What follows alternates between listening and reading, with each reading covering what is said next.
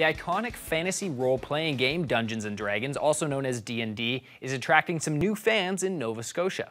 D&D game nights, organized by Autism Nova Scotia for youth and adults living with autism spectrum disorder, are a huge hit. Halifax's Bain recently dropped in on a game to find 4 players huddled around a table full of maps, paper, pencils, and dice, and of course a dungeon master spinning an adventure.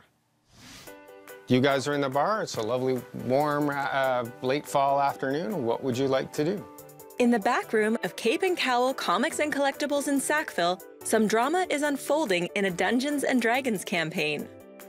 Well, I would like to go find that little girl and ask her if she knows anything about where her brother is. That's player Jason McNutt. He's one of a handful of regulars at this D&D night for people living with autism spectrum disorder. It just sort of helps bring autistic people together and sort of helps them communicate with each other.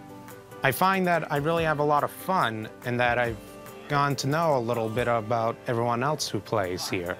Dungeon Master and Autism Nova Scotia volunteer Matthew Weber explains how the game is played. Dungeons & Dragons is a shared storytelling experience between one person called the Dungeon Master and then the rest of the people who are playing characters in a story devised by the Dungeon Master. D&D involves a lot of imagination, problem solving, and 20-sided dice rolling. Who was it who had spoken to the bartender about killing the spiders? And who had spoken to the alchemist about looking for the amulet? I. You did. All right, cool. D&D Game Night is the brainchild of Yevonne Lacheur, Program Director of Autism Nova Scotia. I noticed with some of our other programs, like our social group program, we had some participants that were talking about their interest in like Lord of the Rings and fantasy-based games.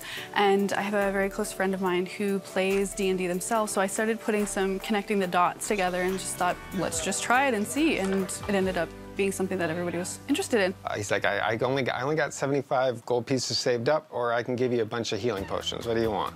I'd go with the healing potion. Yeah.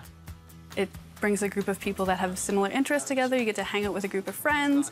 But what it's also doing is building social skills. So our group is, they're learning how to interact and build group dynamic skills, socializing, collaboration skills, and problem-solving skills as they're playing the game. It's a communal game. Everybody has a chance to speak, and it's also very structured in that way. I can go around the table and go, what is your character doing? When he's finished explaining, the next guy gets an opportunity. The best part is that when they start to work together. And I'm starting to see that, and I think it's fantastic. Jason was very quiet at the beginning, wasn't sure what was going on. As time develops, he's become a very thoughtful player. He's always trying to plan. He's always trying to work with the other players. When they get in fight situations and battles, he's always trying to come up with tactics with the other players. The other day, a little girl asked us to save her brother and gave us these coins in return. Do these look familiar to you?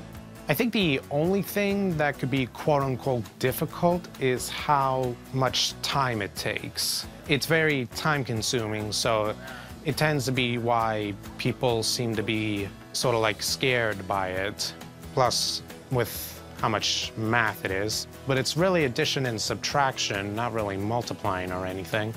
But other than that, it's really fun. One! Nice.